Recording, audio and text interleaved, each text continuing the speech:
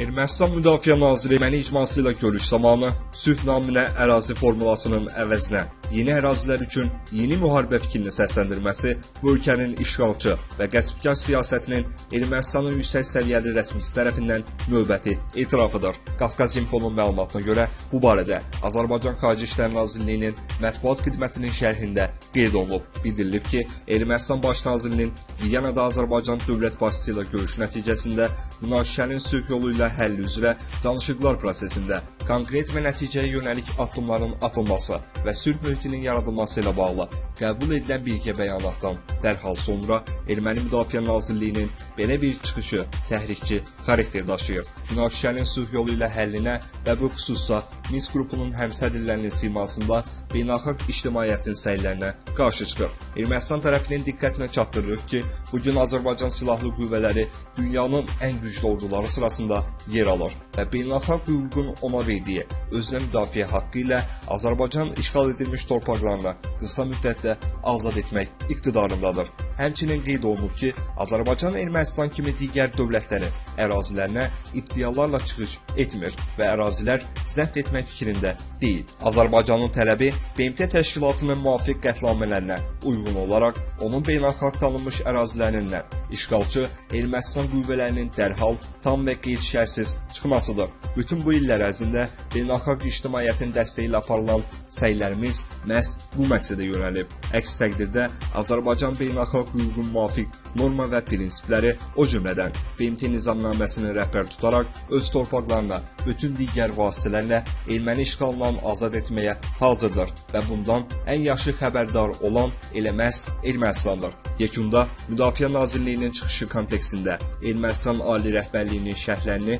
eşitmək istərdik. Nazir bu çıxışını Ermənistan rəhbərliyinin razılığı əsasında edinmi, yoxsa bu nazirin ən azından danışıqların mahiyyətini və nəticədə qəbul edilmiş birgə bəyanatı şübhə altına atan şəxsi improvizasiyasıdırmı? Martın 17-sində Prezident İlham Əliyevin imzaladığı əfv sərəncamı ilə azadlığa buraxılan Bayram Məmmədov yenidən saxlanılıb. Qafqaz İnfonun məlumatına görə o polisə müqavimət göstərməkdə ittiham edilir. Məlumata görə Nidaçı Gənc Sabunçu rayon məhkəməsinin qərarı ilə 30 sutkalıq həbs cəzası alıb. Dövlət Gömrük Komitəsi ötən gün sosial şəbəkələrdə gömrük orqanı əməkdaşlarının vətəndaşa qarşı kobud rəftar etməsi iddiası ilə bağlı yayılmış video görüntü haqqında açıqlama verib. Komitədən verilən məlumata görə görüntülər həqiqəti əks etdirmir və məqsədli şəxslər tərəfindən gömrük orqanlarının fəaliyyətinə kölgə salacaq şəkildə hazırlanıb. Video təsvirlərdə əks olunan hadisə bu ilin martın 19-unda Cənub Ərazi Baş Gömrük İdarəsinin Biləsuvar Gömrük postunda Biləsuvar rayon sakini Əbdülrəhmanov Niyaməddin Rafiqoğlunun gömrükçülərin haqlı tələblərinə məhəl qoymayaraq gömrük qanunvericiliyini və ictimai asayişi pozma cəhdi nəticəsində baş verib. Postun idxal piyada xəttinə daxil olan Niyaməddin Əbdülrəhmanovun gətirdiyi mallara gömrük baxışı zamanı onun bu il mart ayının 14-də ölkə ərazisinə ərzaq məhsulları və tütün məmulatları gətirdiyi müəyyən edilib. Buna görə də həmin şəxsə Nazirlər Kabinetinin 305 saylı qərarına əsasən müəyyən olunmuş miqdardan artıq mal gətirdiyi bildirilib və qanunvericiliyə əsasən normadan artıq olan malların saxlanıcı verilməsi təklif olunub. Dəfələrlə aparılan izahat işlərinə baxmayaraq gömrükçülərin haqlı tələblərinə məhəl qoymayan şəxs onların layiq ifadələrlə təhqir edib.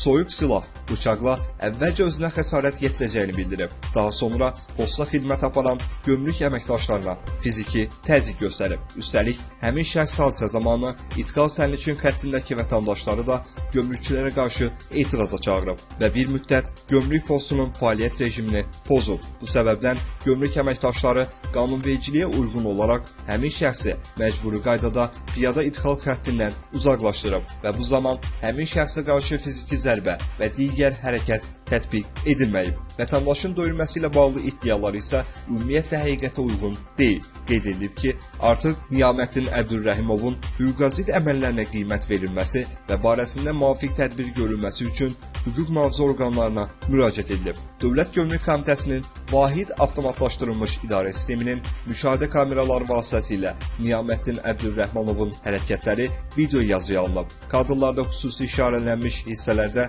soyuq silah, bıçağı və həmin şəxsin hərəkətlərini aydın şəkildə görmək mümkündür.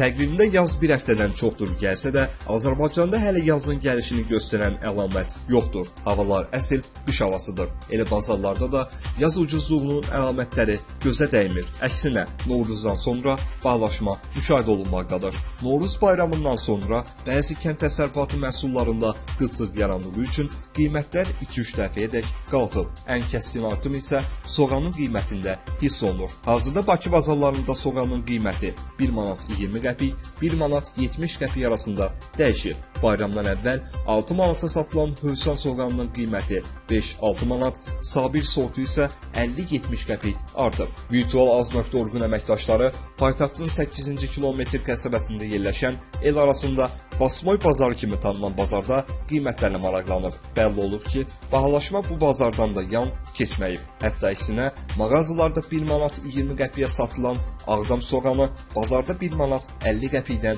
təklif edilir. İrandan gətirilən kartof 70, Tovuz və Gədəbəy kartofu isə 1 manatdır. Bayramdan öncə 1 manat 50 qəpik, 3 manata təklif olunan pomidor indi 4-5 manata satılır. Xiyarın kiloqramı isə 5-6 manatdan aşağı deyil. Alma, banan, naringinin qiymətində 20-50 qəpik artım var. Amma üzümün kiloqramı 70 qəpiyədir. Satıcılardan biri soğanın bahalaşmasını mövsümlə əlaqələndirərək deyir ki, hər ilin bu vaxtında köhnə soğanın dövrü bitir. Təzə soğan çıxana kimi qiymət artır. Digəri isə söyləyir ki, hər il bu mövsümdə qiymət artsa da indiki kimi bahalıq görməyib. Əvvəl 30 kiloqramlıq soğan kisəsini 7 manat alırdıq. Bu həftə sonu isə bu kisəyə 40 manat verdim. Türkiyəyə 60 qəpiyə soğan satırlar. Biz 1 manata soğan tapmırıq deyə satıcı gileylənir. Bazarda təzə kartofun kiloqramı 1 manatdır. Satıcılar özləri də etiraf edirlər ki, yerli kartof qeybə çəkilib. İran kartofu yerli mal adı ilə sınınır.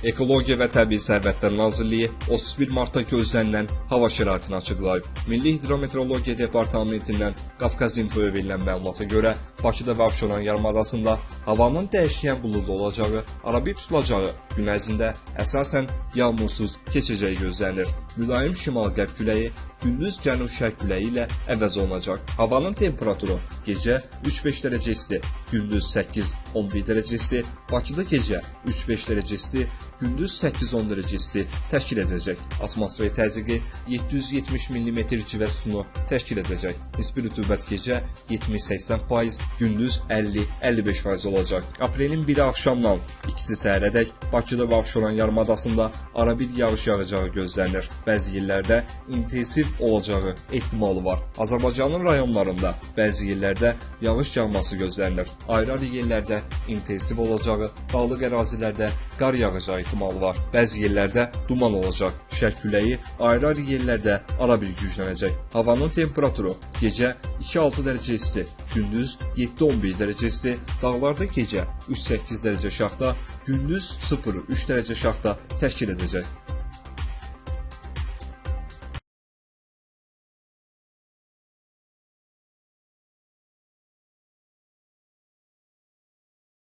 Altı